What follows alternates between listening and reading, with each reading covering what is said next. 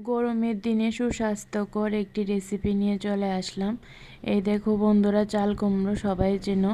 তো দিদিভাই আমাকে চাল কুমড়ো কেটে দিচ্ছে। তো চাল কুমড়ো দিয়ে আজকে মাছের মাথা দিয়ে চাল কুমড়োর ঘন্ট রান্না করব। তো চাল কুমড়ো তো সবাই জানো খুবই ঠান্ডা জিনিস, তো গরমের দিন নয়, খেতে খুবই ভালো লাগে, খেতেও স্বাদ, শরীরের জন্য ভালো। তো চাল কুমড়োটা আজকে আমি অন্যরকমভাবে রাঁধছি। এই দেখো চাল কুমড়োটা, মাছের মাথা আর কাঁচা লঙ্কা নুন দিয়ে আমি আগে ভাপিয়ে নিলাম। তারপর ভাপিয়ে পাশে রাখলাম। আর কড়ার মধ্যে তেল দিয়ে পেঁয়াজ কুচি আর কাঁচা লঙ্কা চেরা দিয়ে খানিকটা ভেজে নিচ্ছি।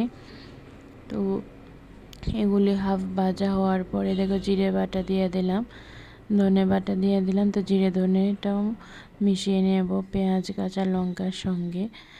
তো মশলা ভাজে ওই দেখো তেল বার হয়ে এসছে ভাজা হওয়ার পর। তো এই অবস্থায় দিয়ে দেব ভাপিয়ে রাখা চাল কুমড়ো ও মাছের মাথা।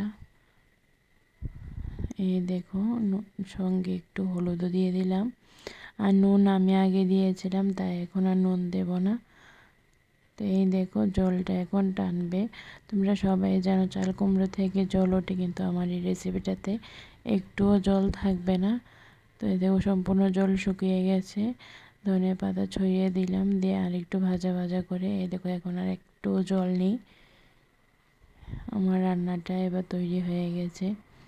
তো চাল কুমড়ো তো আমার খুবই ভালো লাগে। কে কে ভালোবাসো চাল কুমড়োর ঘন্ট আমাকে কমেন্টে জানাবে, আর পাশে থাকো আমার সব সময়।